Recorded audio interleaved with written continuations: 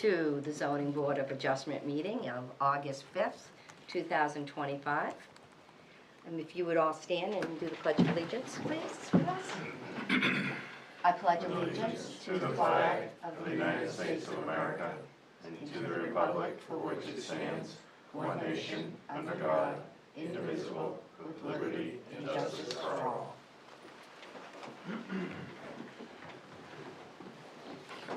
Okay, I'm just going to read some introductions and instructions of the meeting before we get started.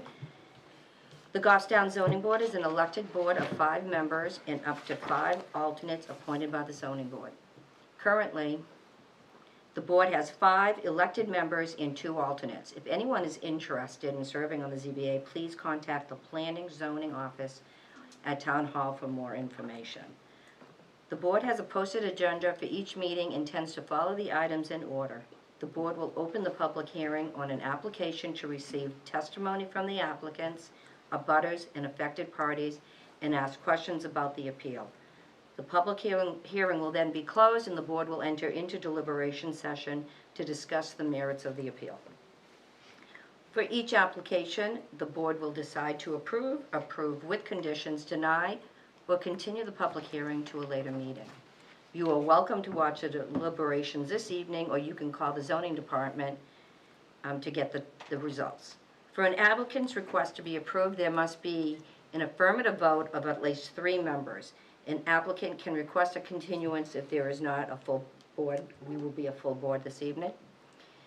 If you are aggrieved by a decision made by the ZBA tonight, you have the right to appeal to Superior Court or the New Hampshire Housing Appeals Board. However, before appealing, you must request a hearing with this board to preserve your right to the appeal. Rehearing requests must be filed within 30 days of the decision and state all reasons why the decision was unlawful or unreasonable. Failure to request the hearing may forfeit your ability to appeal. At this time, we'd like to do board introductions. John, we'll start with you. John Belleville, member. Leonard Stewart, member. Denise Langley, chair. Chris Leach, alternate. Kristen Dawes, alternate. And Derek Horn, town administrator, serving as staff liaison. Okay, thank you. Okay. Minutes are in our packet. Do I have any questions, concerns, motions? I'll move that we accept the minutes as submitted. Do I have a second? I'll second. Any comments? All in favor? Aye. Aye. Motion carries. Denise, 5-0. I think you should just Yes, designate both yes. as I would- voting Thank you. alternates. I'd like to have you both be voting members for this evening. Great.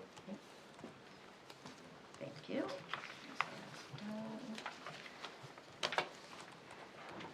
Okay. So if we look at our agenda in case 1, they have requested to be continued at this time. And we need to do a vote on how we're going to handle this. Go ahead. If I may, I would submit on this. This would be the 3rd request for Correct. postponement by this applicant. I would submit that at this point we should grant them a continuance, but not to a date certain. I know that will require them to re-notify the abutters when they are ready to proceed with it, but since I see no one here, you don't represent the applicant, correct? Correct, I'm an abutter. Since I see no one here representing the applicant to present the information, I'll move that we continue to a date not certain. Any other comments? Another motion? We need a second. I'll second that motion. Okay. I will also, and I think it is critical that the abutters will be notified, because I'm sure they don't appreciate getting brought down here every month. Correct. So we apologize for that confusion. So, can I ask a question real quick?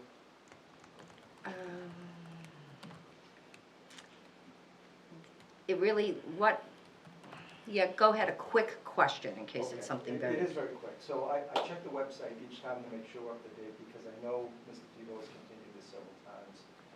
I checked just before I came in, and there was no change. So I showed up, took the time to be here again, and now it's changed. What's the latest that you posted at, and when did we receive it? So we received the request today Today. at 12:30. Okay, right. Good. So, and we have some people on vacation. So the best thing to do is, once you get the notice of when the next hearing will be, because if this motion passes, we will send out new notice to abutting property owners. The best thing is to call the planning office on the afternoon of, because we don't always get an updated notice saying something has been requested to be continued. Very good, thank you. Okay, great, thank you. Okay, so we have a second, first a motion and a second? Second. No comments? All in favor? Aye. Aye. Motion carries.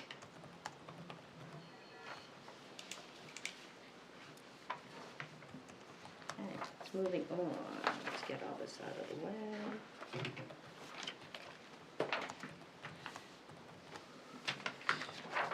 Excuse me. Okay, case number 2. Duberil Revocable Trust of 2012 for Hubert and Elizabeth Duberil. Owner and applicants is seeking a variance to allow for a proposed addition to an existing single-family home that will be built approximately 44 feet from the designated surface water areas, whereas a 100 setback is required per section 13.3.3.5 of the Goffstown zoning ordinance. The property is located at 9 First Avenue, map 38, lot 42, and is located within the flood hazard district in the Wetland Surface Water Conservation Overlay District zoned residential. Do I have a motion for no regional impact before we continue? So moved. Do I have a second? Second. All in favor of no regional impact? Aye. Aye. Aye. Motion carries 0-5, 5-0, sorry. Okay. Hello, if you can come up, appreciate it.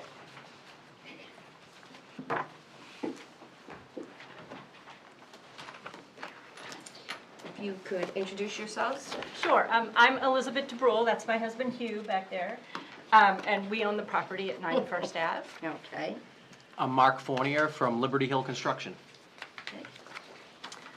So we're seeking a variance as we have plans that we can show you, and I think they've been distributed to you guys already. Yes. But our house was built in the 1950s. That whole neighborhood was, if you've ever been back on First Ave.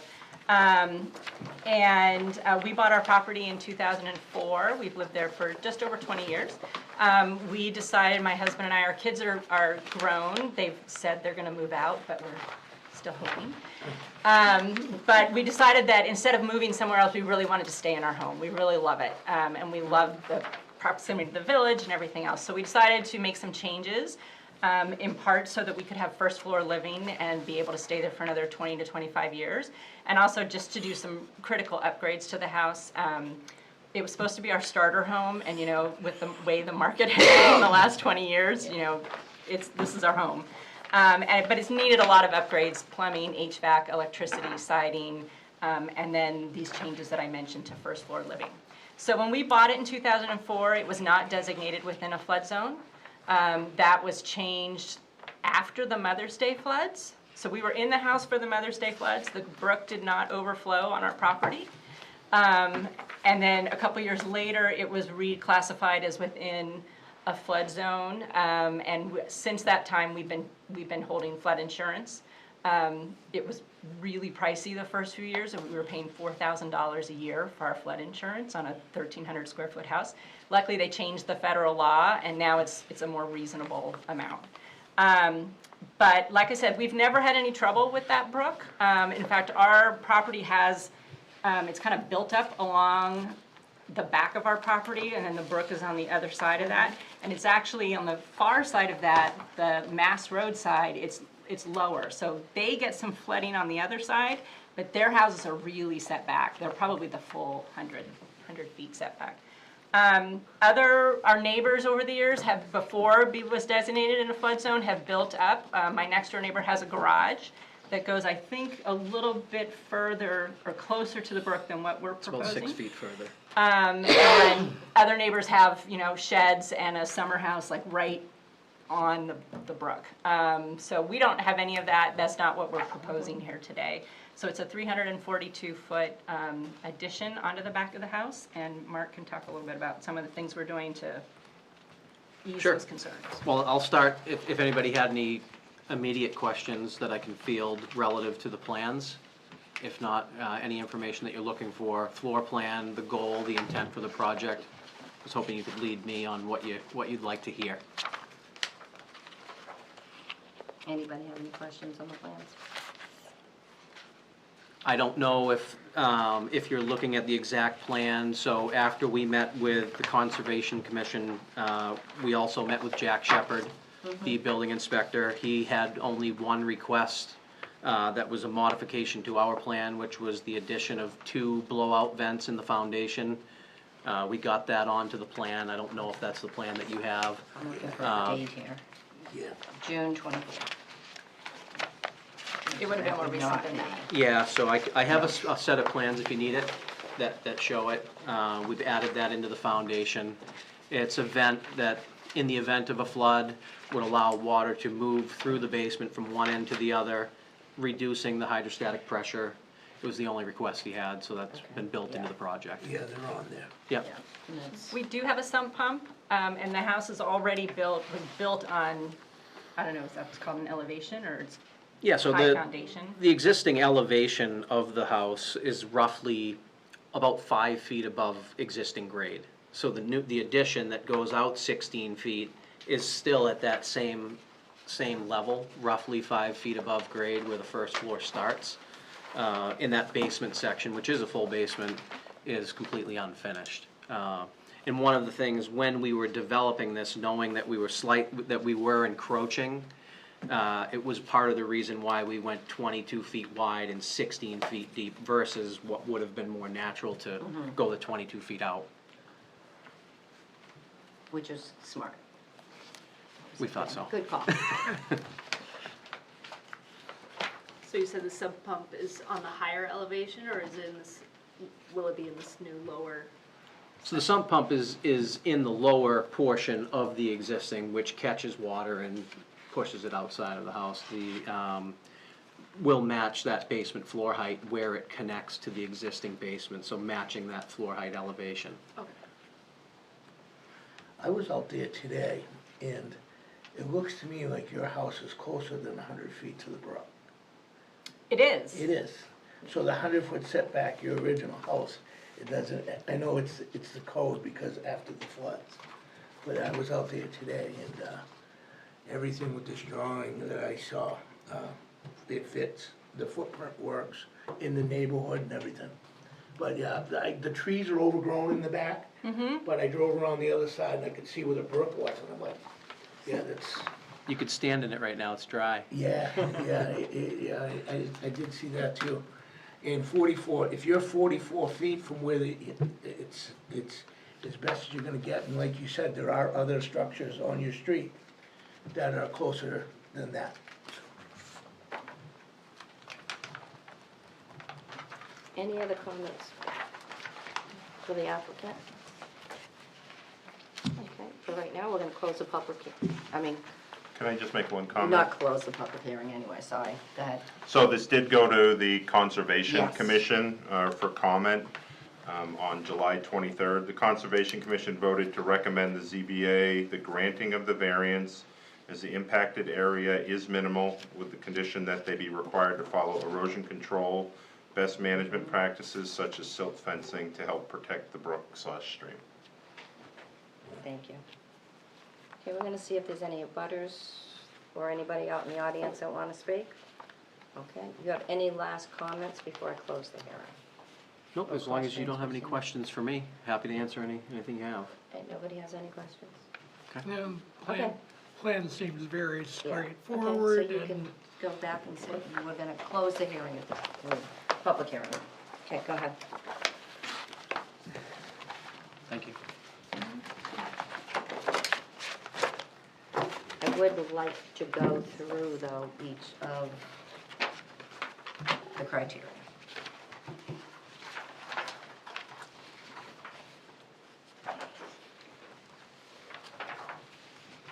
So the first one, it would be not contrary to the public interest, so if we can just make some comments on that. Like to go through it.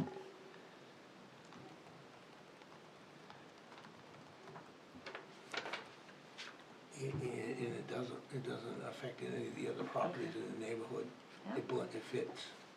Okay. It really does, it fits. So is the spirit of the ordinance observed? I think allowing the owner reasonable use of their property, you know, under the circumstances, and particularly given the changes that have occurred Correct. over the years with the changes in Changes the in- flooding laws, et cetera. Yeah. Granting a variance would do substantial justice. It's like they had said, it allows them to stay and utilize the home they've been Right. in for 20 years. And there's no issue with the public with this. Surrounding property values would not be diminished. Okay. Unnecessary hardship if ordinance is enforced. So, They- what really distinguishes this property from others is really the question. Is there something that makes it stand out?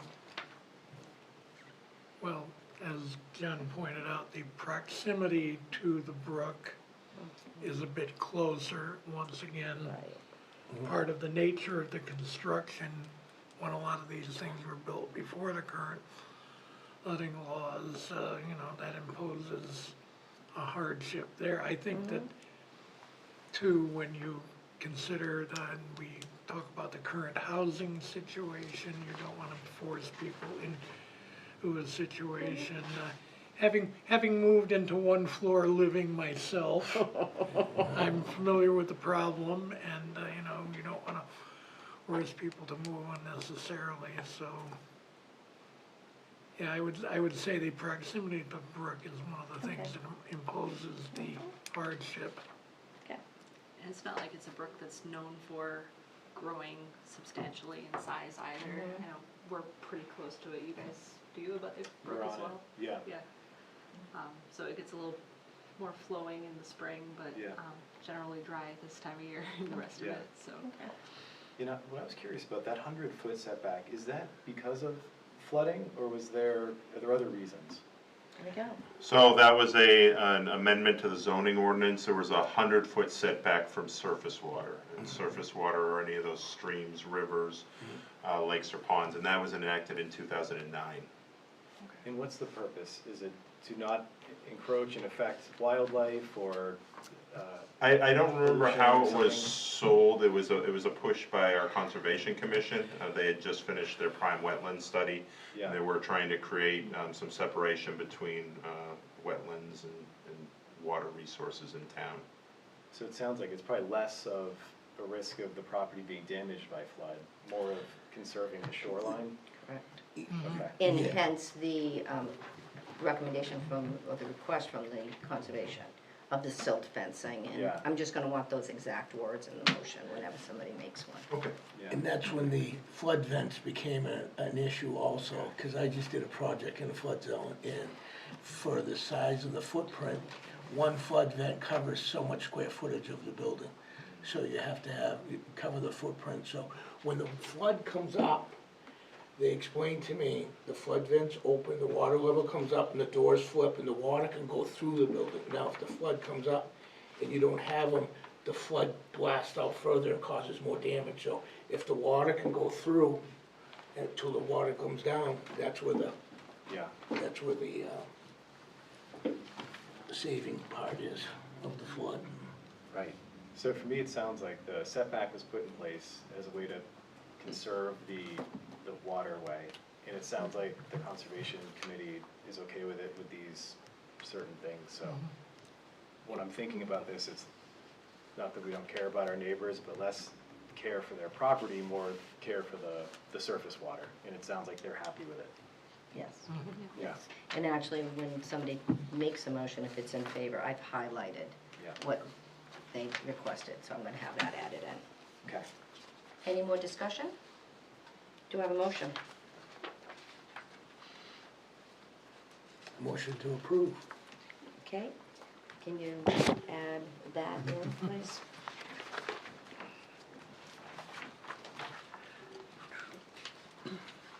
I'm reading this. Yeah, so we can put that in the approval. So it's approved with condition? Approved with the condition of, Oh, with this highlighted area? Correct.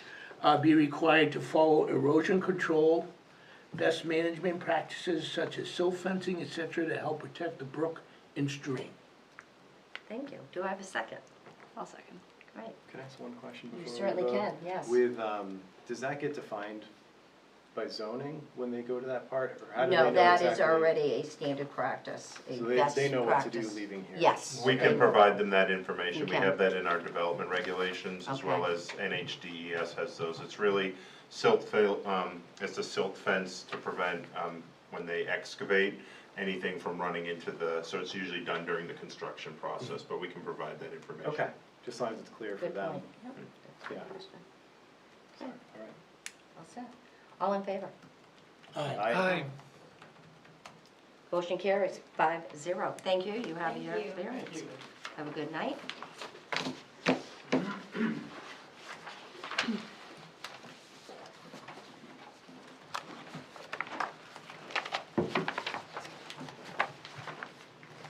So sure somebody else is coming in, you can find his application.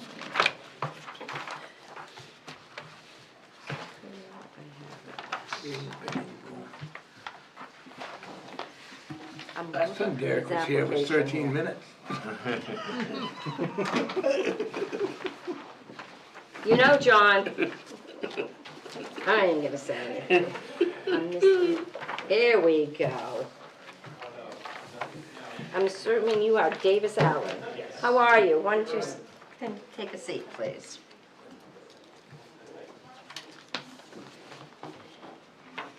So did everybody get his application? Yeah. Okay. So Davis, why don't you tell us a little bit about yourself and why you are interested in the zoning? Good evening. I'm Davis Allen. I'm just starting my third year of being a resident in Goffstown. Before then, I came to New Hampshire as a student at Keene State College. Originally, I'm from Burlington, Vermont. I studied history and Holocaust and genocide studies at Keene, but I was really encouraged by my mentors there to go into public service. So I started out right after college working for the Department of Labor. I got a taste of both the pros and cons, the ups and downs of serving the public, but every day felt like the work I did would, outweighed any time the public was frustrated with the work that I did. So I, as of December, started working for the legislature and in the House of Representatives as a committee researcher, assigned to a couple of committees, none related to zoning, but it reinvigorated my interest. There's a lot of people there in the House of Representatives, both elected and staff, that really carry the mission of public service. Made me feel even more invigorated about the role I play in making New Hampshire a better place, and there was some encouragement to look at how I could participate in the local community. As Mr. Horn knows, I've also shown some interest in the Historic District and Heritage Commission. They seemed very enthusiastic about having someone show up with interest and a background in history, but I was also interested in the zoning board, the work that's done here, and so I thought I'd put in an application for both and see if either group wanted me. Well, we definitely have openings for alternates. Do you want to ask the question? Okay. Go ahead. I'll ask the I question. think it's the same one I would ask, so. And Denise knows, this is something that we ask anyone who wants to be an alternate on the board. One of the things that you probably know that zoning in New Hampshire, it's a quasi judicial function. Decisions that are made by the ZBA, unless they're appealed to the Housing Appeals Board or the Superior Court, have the weight of a judicial decision. And it's kind of in many ways like serving on a jury. You have to be willing to look at the evidence in the case in front of you and make a decision on that particular case based on what's there. Not because I like the guy, not because the applicant is a buddy of mine, not because of any particular leaning toward one cause or the other. And if you can make objective decisions based on what's in front of you, that's really what we're looking for in an alternate, is just that ability to judge the evidence and make a decision based on the evidence. Yeah. Would you phrase that in a short question at the end there, so I Well, can know what? let's put it like this, can you make a decision based on the evidence in front of you that you might say, you know, God, this is awful, but it's the only decision that I can make? Can you make the kind of decision where you may personally disagree with it, but if that's what the evidence tells you is the correct decision? The short answer is yes. The long answer is I feel like I've had a good couple of years of being impartial as a public servant. You know, there have been people that have not been so great towards me that I have gone to great lengths to assist in my positions. And there have also been people that have been very kind to me that, you know, due to the work that I have to complete and especially in the regulatory environment of working for the Department of Labor, I've had to just go ahead and execute civil penalties, even though they were some of the nicest people in the world. And I knew how to do my job in regards to that. I also, you know, live in a non-partisan environment in a highly partisan part of the state with the House of Representatives, so I practice impartiality there every day. And I thought one of the nice things about the fact that the opening was as an alternate is that there'd probably be a lot of opportunity to watch and participate without necessarily being picked on my first time if I were to be selected. So I get to see how it works and really learn before having to make that decision for the first time. I think Denise will tell you pretty much everyone on this board started out as an alternate, and yes, there is a substantial learning curve, and that is why alternate is a good way to try it out and see if it's the kind of public service that fits you. Yeah, I spent the last couple of days reading through the zoning ordinance, and I've never had to read through anything like that, so it was a lot. It's you know, my learning style is read everything just to get my mind as soft as clay to then be molded and recognize that I'm not going to absorb any of it, and then learn through continuous rereading and actually practicing that. So. Yeah, and if you notice that prior to the second motion, we went through the criteria. That's what we have to do. It has to meet the criteria, and it's just something that we're going to be doing moving forward. Because if it is ever questioned or going to court, we've gone through the criteria on our decision. Yeah. There's been a time I denied somebody, I actually made the motion that I was heartbroken to do. So you have to be able to do it, and you understand that, and just something that everybody here needs to know. And right now, we have a great board like that, I have to say. I'm very pleased with people looking into all sides. So, any questions? Any other questions? No questions. Okay, great. Thank you very much. We'll have a discussion, and we'll get back to you. All right, well, thank you. I hope you all have a wonderful evening. Thank you very Thanks. much. You too. Thank you.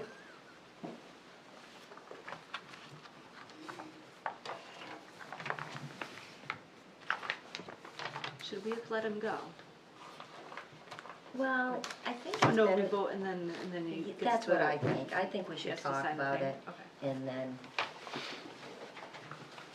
I mean, You I- are still a public meeting and you are still being video recorded, but, Yes, Yep. but, right, I just think it's a little bit more open when he's not here, people, I don't think there's any issues, but, you know, Yeah. make that regular practice. Anybody have any comments? I mean, he's got a great resume, Mhm. and he seems well prepared, and he seems, I mean, his point about impartiality with what he does now, I think is a really good one that he made. I'm impressed that he read the zoning. I'm impressed that anybody read the zoning. Puts me to sleep. Yep. Derek, have you? I'm sure he no, knows not in it. many years. Yeah. I don't have an issue either. John? No, no, no, Okay, no. do you have a motion to accept him as an alternate? I'll make a motion to accept him as an alternate. Second? Second, All in favor? Aye. Okay, he is, I didn't say aye. 5-0, Derek, if you can contact him, and, Yeah, we'll let him know and we'll have, the town clerk drop the appointment paperwork and have him sworn in, so hopefully he can participate at your next meeting. okay, great. okay, that means however, Denise, some of us have to get down to the clerk's office and sign the yeah. appointment paperwork, correct? Yeah, we'll let you know, when that, I should be able to do it. Okay, so going through the criteria, I think is really important, as it really is what I want to Yeah. do moving forward. We had started it for a little while, I don't have my, but the criteria is in everybody's application. I used to always use one as my checklist. It's that, correct, and I used to make notes in it. Yeah. That's just how I did it. If you're interested in doing that, I can make a bunch of copies for everybody, but I just think it's a good habit to get into, that we're actually, they have to meet the criteria. It's not just like, oh, that's, you know, an I easy thing think to do. actually, has Patty been including a copy of that in the See one packets? that, There was a Yes, sir. time where she sent out 3 or 4, and I don't think I've correct, seen them since. okay. is that a worksheet? Yeah, it's titled Individual Board Member Variance Worksheet. Yeah, mine is different because it's C10. mine, but yes, I did I ask could- her to send them. They're actually in, I don't think it's in In this their book, it might be applications, in they the other fill one. out like worksheet version. I mean, you guys decided if you want them in for every case. I mean, it's not, here we go. Oh, this was just my basic one that I did, which just goes over them. But the one that Did you give me she's, this last meeting? You gave me this copy. that's it, that must be it. Yeah, I Yeah. think you, Chris, you have a copy You of have this it too, too, right? You have the yes. same thing? That's Yes. really good. It's a little It's your bit sheet, more, yeah. so. Yeah, this is what we need, right there. Yep. I can have Patty send those out and print some out. so- Okay, Yeah, that'd be okay, perfect. yeah. And silly question, I think, just because I'm still learning the process. Sure. We're not allowed to talk about this before the meeting, right? Or we fill it out individually, being new, it's kind of nice to go through it with I would someone. not fill that out before the meeting. No, That is for while, because you're doing some homework and you're researching it. Then it's up to them to come to us. Derek, you tell me if I'm speaking incorrectly. They have to tell us why they they meet all the criteria. So they'll go through things. So I think you have the application and you could probably start taking some Some notes, notes, yes. because they've answered those. But yeah, you do wanna, you should be coming to the meeting to be able to receive information from both the applicant and any interested parties, as Okay. well as other zoning board members. I would say it would not be appropriate for you to speak with other zoning board members outside the meeting. Unless you have a question. Yeah, a and question then, about like, you process. could ask me something, I might ask him if Okay. that type of thing, right? that all makes sense. And, yeah, because I sometimes come to this meeting and I surprise myself the way I vote. Because you just don't know. Once they, they might write it down, but once you see it Yeah. and they talk about it, it goes different, there's a flow to it. So I just think it's a good tool, especially for beginners. Yeah, I always use mine, just Yeah. to make little notes on where they check in the box. If it happens to go to court, we've gone through every line. yeah, We didn't just approve or deny, yeah, I like that. so. I think it's good to just like write down the questions, because sometimes they'll answer it as they're speaking, and then you can just check it off. Right. And then I think there was once that I asked the question to everybody, and then everyone was, oh, that's a really good question, and tries to Right. figure Oh, out like, yes. oh, what is the definition of Yeah. this, so we can properly assess it, so. Yes. We don't need to know all the answers before we come. Yeah, Well, and again, that's another good part of the learning process. Don't ever be afraid to ask questions because, you know, it takes, given our zoning ordinance, it takes a long time, believe me. yeah, it feels that way. I'm not sure how much I know, and I've been doing this, I think, 17, And then they'll 18 change years it. at this I try to point. concentrate on what we're dealing with in that zoning policy. Yeah. And dig into that, and if I don't understand it, then go to another avenue. That's tends to be what I do, but we tend to have the same ones coming in. Yeah, You'll learn some of them. right.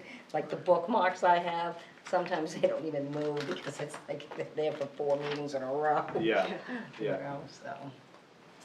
Okay, any other questions, comments, motion to, anybody? So moved. Second? Second. All in favor? Aye. Okay, that's it, we're all done, thank you.